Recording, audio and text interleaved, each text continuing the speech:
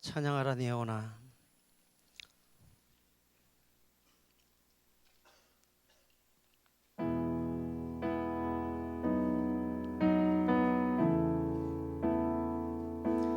찬양하라 내 영혼아. 찬양하라 내 영혼아. 내 속에 있는 것들아 다 찬양하라. 감사하라 내 영혼아. 감사하라 내 영혼아. 아멘. 감사하라 내 영혼아. 내 속에 있는 것들아 다 감사하라. 우리 옆 사람과 인사합시다. 거룩하게 삽시다. 전도자로 삽시다. 예배자로 삽시다. 아멘. 성경 말씀 보실까요? 다니엘서 4장 28절에서 37절. 여러분 잔은 나가시면서 바깥에 함을 준비해 놓을 테니까 거기다가 내시면 되고요. 옆에 있는 친구들하고 이렇게 겹쳐서 모아 놓으세요. 그래서 한 친구가 나가면서 바깥에 있는 함에다가 담아 주시면 돼요. 옆으로 이렇게 넘겨서 한 사람이 갖고 있다가 나가시면서 바깥에 내주세요. 예배 시간에 톡톡 떨어지지 않도록 한 사람이 모아 놓으세요. 잘했어요. 뒤로 넘겨. 그래, 뒤로 이렇게 넘겨서 모아요. 모아. 오케이, 잘했어요. 다니엘서 4장 28절에서 37절 한 절씩 저랑 읽을까요? 제가 28절 먼저 읽을게요. 이 모든 일이 다 나 느부갓네살 왕에게 임하였느니라. 나 왕이 말하여 이르되 이 큰 바벨론은 내가 능력과 권세로 건설하여 나의 도성으로 삼고 이것으로 내 위엄과 영광을 나타낸 것이 아니냐 하였더니,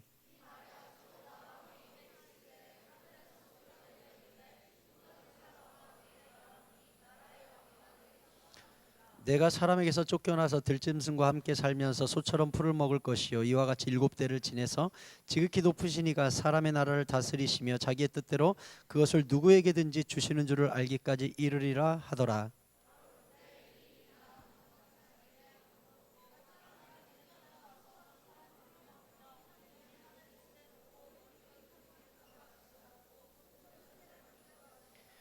그 기한이 참에 나 느부갓네살이 하늘을 우러러 보았더니 내 총명이 다시 내게로 돌아온지라. 이에 내가 지극히 높으신 이에게 감사하며 영생하신 이를 찬양하고 경배하였나니 그 권세는 영원한 권세여 그 나라는 대대에 이르리로다.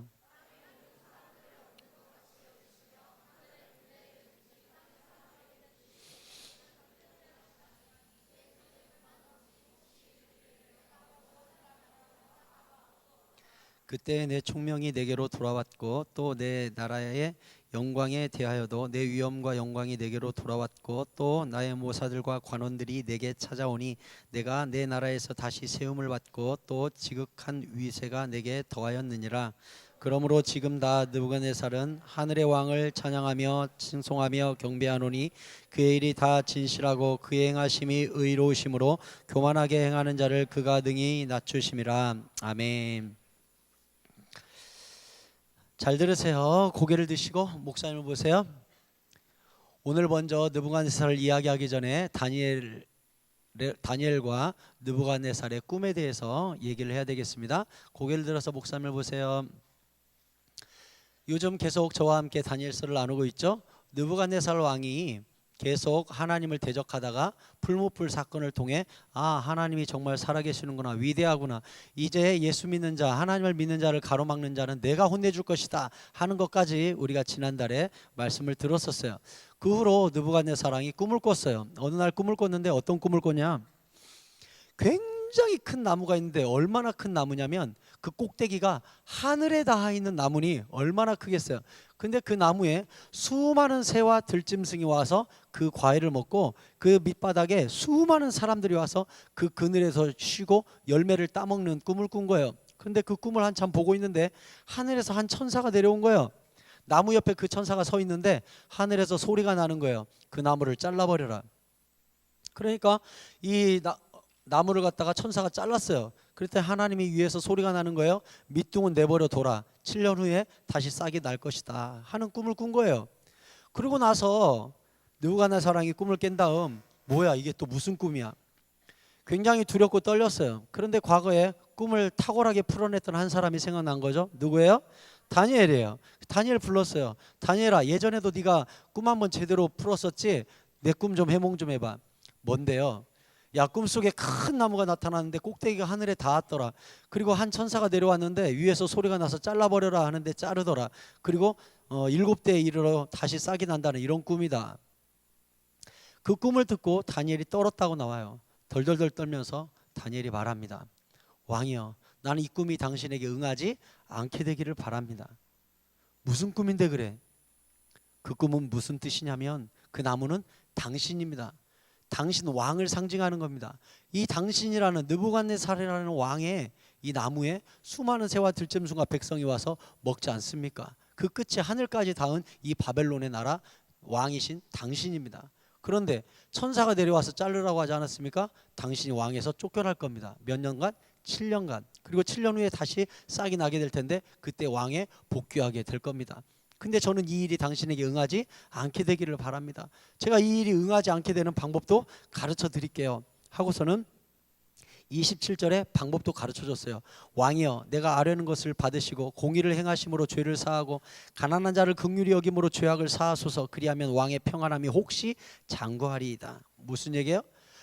정치를 똑바로 해서 억울한 사람이 없도록 하세요. 가난한 자를 다 구제해서 살려주세요. 가난한 자가 막 애통해하는 소리가 하늘에 상달된 거잖아요. 억울하게 감옥에 간 사람 있으면 다 풀어주세요. 해가지고 이 땅에 공의를 실천해 주세요. 그럼 왕이 이런 일이 안 벌어질 수도 있어요. 이렇게 방법을 다니엘이 가르쳐 줬어요. 그리고 기회를 줬어요. 얼마 동안? 1년 동안. 그래서 오늘 읽은 본문의 29절에 12달이 지난 후에 내가 바벨론 왕궁 지붕에서 거닐세 이렇게 돼 있어요. 1년이라는 이 심판을 당하지 않을 수 있는 1년이라는 시간을 줬는데 느부갓네살왕이 1년 동안 다니엘 말을 들었다 안 들었다? 안 들은 거예요. 그러니까 1년 후에 왕궁을 이렇게 걷다가 바벨론 이 어마어마한 나라 바벨론은 황금으로 만든 성이라고 그래요. 황금으로 떡칠을 했어 성을. 그러니까 지붕이 막 다 황금이야. 게다가 왕궁 같은 경우는 금으로 기둥까지 다 떡칠을 해놔가지고 이 바벨론은 한마디로 골드의 나라예요. 금의 나라예요. 그러니까 왕궁에서 내려다보면 온 성이 번쩍번쩍했대요. 금으로 떡칠을 해놔가지고. 얼마나 세계 제국을 패권을 장악했는지 세계 각국에서 금을 가져다가 다 떡칠을 해놓은 나라예요. 그러니까 느부갓네살이 뒷짐을 지고 이렇게 왕궁 지붕을 걷다가 문득 밑에 성읍을 내려다보니 끝내주는 거라. 와우, 멋있다 하고서는 뭐라고 했냐?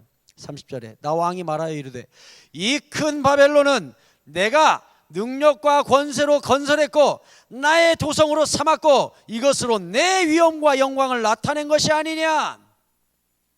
여기에 나라는 말이 3번이나 들어가죠.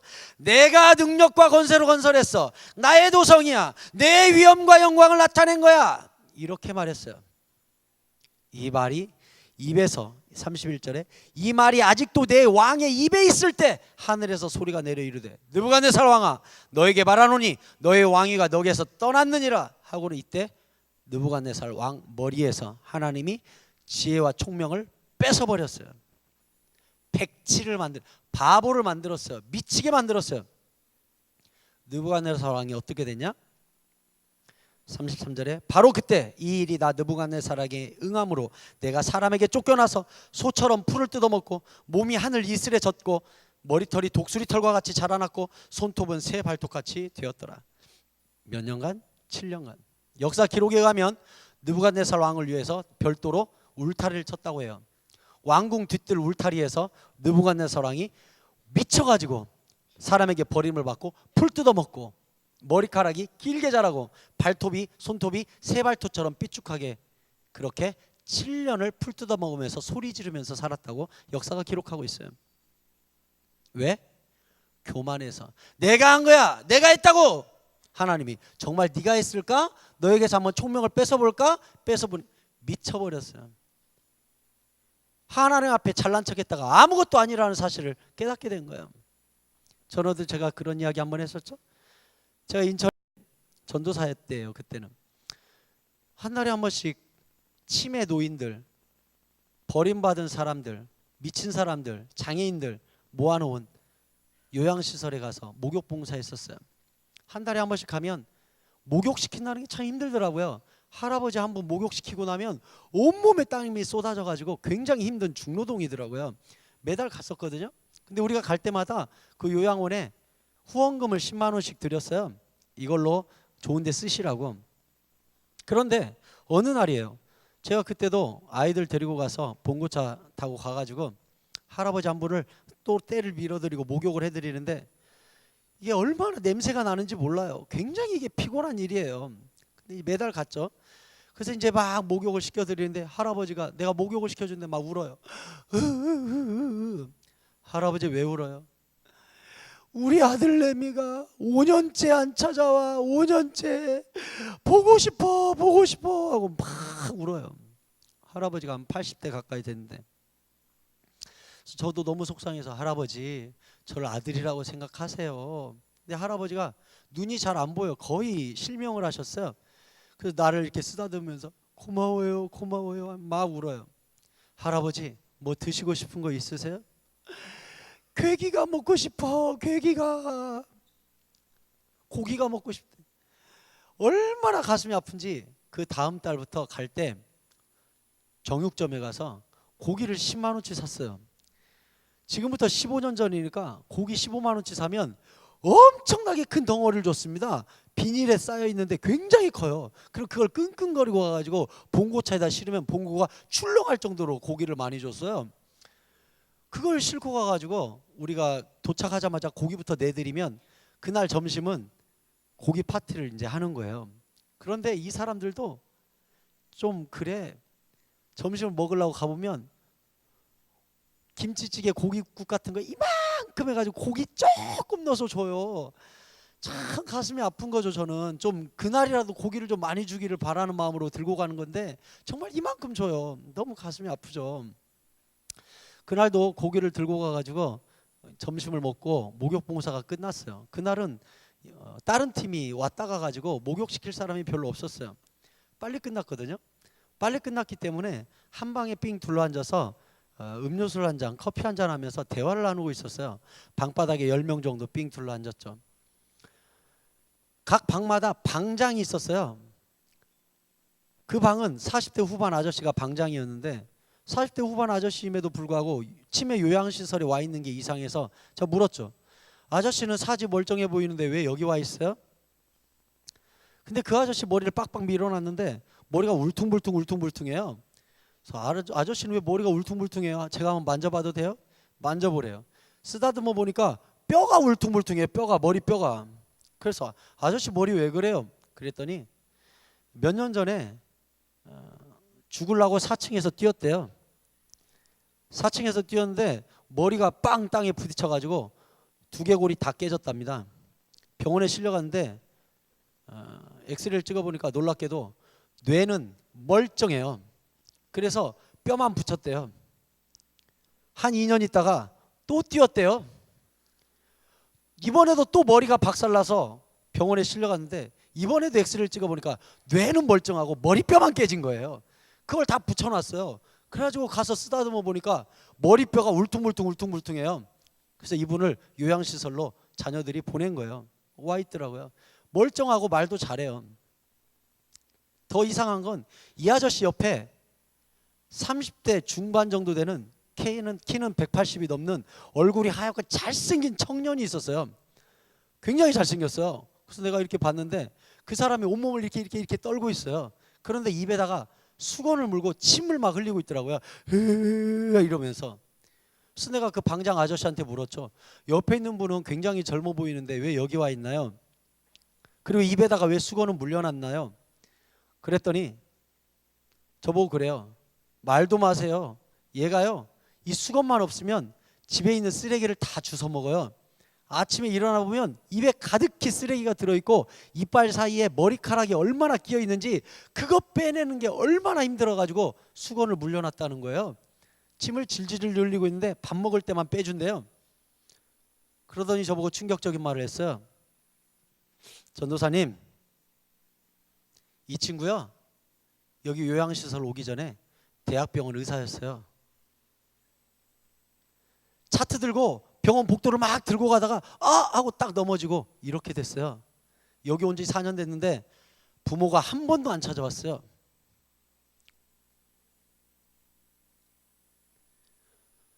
불결한 거 만지지도 말고 먹지도 말라고 가르치던 의사가 돌아버리니까 쓰레기를 주워 먹고 있어요. 그가 대학병원 의사 됐을 때 얼마나 많은 사람이 그를 축하하고 부모가 자랑스러워했겠어요. 총명을 뺏겨버리니까 요양시설에서 노인들과 함께 쓸모없는 인생으로 버려져 가지고 있는 거예요. 그래서 제가 알았어요.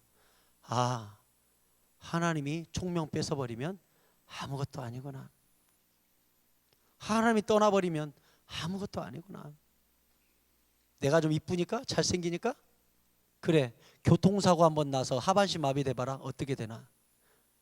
집에 불나서 얼굴에 한번 화상 입어봐라. 어떻게 되나? 여러분, 내 미모, 키, 성적, 실력, 외모, 건강 아무것도 자랑할 것이 없어요. 하나님이 한순간 뺏어버리면 먼지처럼 흩어지는 게 우리 인생입니다. 절대 전능자 앞에서 교만해서는 안 돼요. 내가 등수 좀 높으니까, 내가 좀 잘생겼으니까, 그래도 아무개보다는 나으니까, 아무개보다 힘이 세니까, 그래도 나는 맞고 다니지는 않으니까, 그래도 나는 좀 키가 크니까, 남들보다 몸매가 좀 되니까, 남들보다 외모가 좀 뛰어나니까, 남들보다 악기 다루는 실력, 운동하는 실력이 좀 나으니까, 웃기시네. 하나님이 뺏어버리면 아무것도 아닌 먼지가 돼버려요. 하나님 뺏어버리면 장애인 되고 노양시설에 처박히는 인생이 되는 거 아무것도 아니에요. 느부갓네살 왕이라 할지라도 대제국의 황제라 할지라도 하나님이 지혜를 뺏어버리니까 짐승처럼 풀 뜯어 먹으면서 소외받은 인생이 되고 말았어요. 여러분, 내가 가진 것, 저 높으신 전능자가 바라보면 우리는 하향 평준화된 인생이에요. 아무것도 아니에요. 그저 우리는 감사해야 돼요. 제가 서울에서 사역할 때는 저와 같은 사무실에 있었던 박 목사님이라는 분이 계셨어요. 그분이 하루는 출근을 안 했더라고요. 전화를 했죠. 어디냐고. 간밤에 119에 실려서 병원에 갔더군요. 박 목사님 어디 아파요? 그랬더니 담석이라고 알아요? 담석? 콩팥에 돌이 생기는 병인데 이 돌이 콩팥에서 가만히 있지 않고 돌아다닌대요. 그러면 그 콩팥을 막 쿡쿡 찌르는데 그게 얼마나 아픈지 애 낳는 것보다 아프답니다. 아파본 사람이. 이 친구가, 이 박 목사님이 밤새 떼굴떼굴 방에서 구르다가 119에 실려서 병원에 간 거예요. 병원에 갔더니요, 마약을 주더래요. 이게 얼마나 아픈지. 진통제가 가장 센 마약 수준의 진통제를 주더래요. 그래서 이분이 거기에서 레이저로 깨뜨려 가지고 배출하고 이렇게 이틀 있다가 퇴원을 했어요. 퇴원한 다음에 출근했길래 제가 물었죠. 목사님 건강은 어때요? 목사님 얼마나 고생했는지 몰라요. 떼굴떼굴 구르면서 이틀 동안 있었더니 이제 좀 살 것 같아요. 그래요. 화장실 가는 게 무서웠어요. 이게 소변이 나가면 거기가 또 아프다네. 미치는 줄 알았다는 거예요. 그러면서 그 박 목사님이 그래요. 목사님 근데요, 응급실에 이틀 있다가 저 놀라운 광경을 봤어요. 뭐냐고. 자기가 첫날 입원해가지고 응급실에서 떼굴떼굴 구르고 있는데 의사가 와가지고 진통제 뭐 막 놔줘가지고 이제 간신히 진정이 돼서 숨을 좀 쉬고 헉헉헉 몰아쉬고 있는데 병원 문이 팍 열리더니 응급실에 어떤 40대 중반의 남자가 들어왔다는 거예요. 놀랍게도 이 남자의 목에 유리가 하나 꽂혀 있었답니다. 집에서 유리를 닦다가 뭘 가구를 옮겼다고 그랬나? 유리 쪽으로 넘어졌는데 유리가 깨지면서 얼굴로 유리가 쏟아진 거예요. 딴 데는 다 털어냈는데 딱 유리 하나가 목에 박힌 거죠. 그 와가지고 침상에 딱 누우면서 의사 양반 여기 목에 이 유리가 박혔는데 이것 좀 빼주시오. 그러더라는 거예요. 그래서 이제 박 목사님 바로 옆에 침상에 누웠기 때문에 딱 보니까 유리가 하나 뾰족한 게 여기 딱 박혀 있더래요. 의사가 딱 오더니 아 그러네요. 유리가 박혀 있네요. 하고는 핀셋으로 자꾸 톡 뺐는데 그 목에서 피가 분수처럼 솟구치는데 병원 천장을 때렸대요.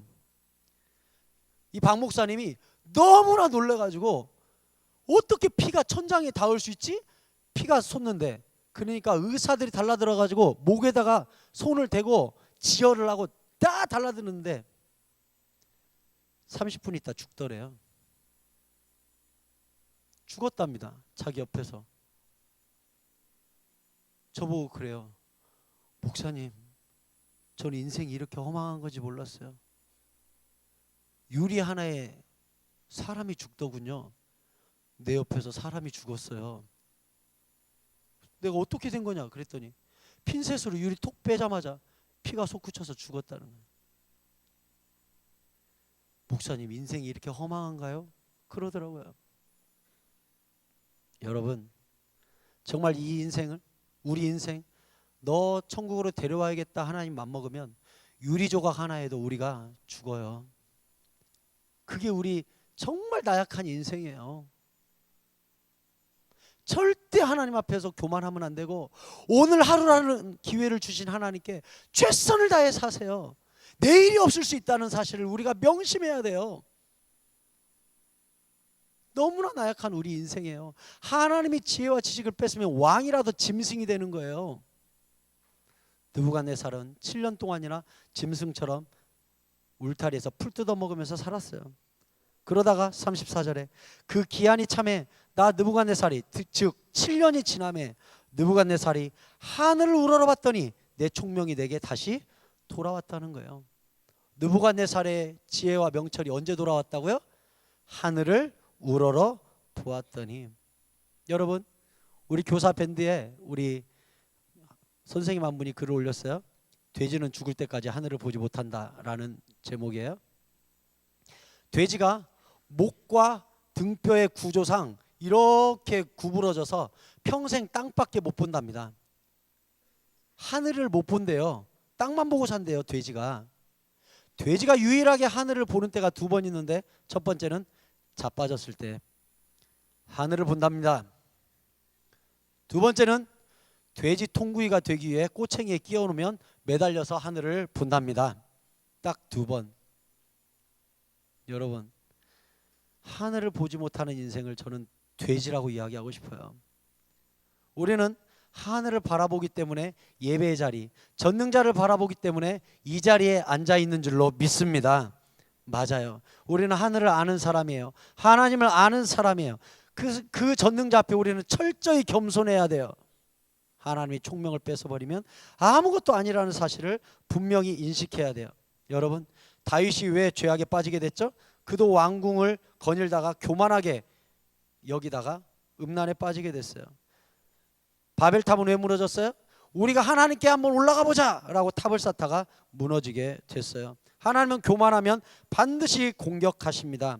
야고보서 4장 6절에 보면 그러나 더욱 큰 은혜를 주시나니 그러므로 일렀으되 하나님이 교만한 자를 물리치시고 겸손한 자에게 은혜를 주신다 하였느니라. 여러분 교만하면 하나님이 어떻게 하신다고요? 싸우신대요. 그 사람하고. 그래 네가 얼마나 센지 보자. 얼마나 네가 잘났는지 보자. 교만한 사람하고는 하나님이 한판 붙으신대요. 하나님과 싸워서 이길 사람 있나요? 야고보서 4장 10절에는 주 앞에서 낮추라. 그리하면 주께서 너희를 높이시리라. 여러분 겸손하십시오. 여러분 모두에게는 꿈과 비전이 있어요. 꿈과 비전이 그리스도 안에서 이루어지기를 축원합니다. 또한 이루어졌을 때 그 자리에서 내가 한 것이 아니라 주님께서 한 것이라는 명백한 고백이 있기를 축원합니다. 저는 2002년 우리나라에서 월드컵을 했을 때 잊을 수가 없어요. 이제 내일 모레 우리 오기훈 전도사님이 강도사님 되시죠? 축하해 주세요. 박수. 저도 2002년도에 강도사고시를 준비하고 있었어요. 그때가 월드컵이었죠. 월드컵 때문에 공부하기가 참 힘들었습니다. 딱 그 기간이 월드컵 기간이 강도사고시 시험 보는 기간이었거든요. 강도사고시 굉장히 어려워요. 그런데 짬짬이 공부하다가 TV 보다 공부하다 TV 보다 하면서 공부를 하고 있었죠. 어느 경기인지는 잘 기억이 안 나요. 어느 축구 선수가 갑자기 골을 넣더라고요. 딱 골을 넣더니 카메라 앞으로 막 뛰어와가지고 앞에 유니폼을 팍 올렸는데 속에 속옷에다가 매직으로 썼더군요. 100% 지저스라고 썼더군요. 제가 그것을 보고 기절하는 줄 알았습니다. 여러분도 나중에 인터넷 검색해봐요. 100% 지저스 치면 그 친구가 이렇게 들고 있는 사진 떠요. 지금부터 12년 전이지만 목사님이 그때 보다가 기절하는 줄 알았어요. 골을 넣고 막 달려오더니 카메라 앞에서 팍 드는데 100% 지저스라고 써 있었어요. 복음을 전할 수 없는 땅에 수십억 명의 사람이 그 방송을 보고 있다는 사실을 알고 그 친구가 전도한 거였어요. 저는 너무 멋있더라고요. 그 친구를 위해 기도하게 되더라고요. 복 주시라고. 저런 축구 선수를 하나님이 살펴주셔야 된다고. 여러분, 앞으로 우리 누군가는 성공하고 누구는 느리게 가고 누구는 뒤처질 수 있어요. 하지만 주님 앞에는 똑같아요. 서로 높이고 섬기세요. 그리고 정상의 자리에 서서 느부갓네살처럼 내가 한 거야. 내가 공부했지. 내가 노력했지. 내가 부모를 잘 만났지. 이 돈 내가 번 거야. 내가 이 직장에 취직했지. 내가 전교 1등한 거라고. 내가 이 대학에 들어간 거야. No! 하나님이 그렇게 만들어 주셨습니다. 100% 지저스의 고백이 여러분 모든 입술에서 고백되기를 축원합니다.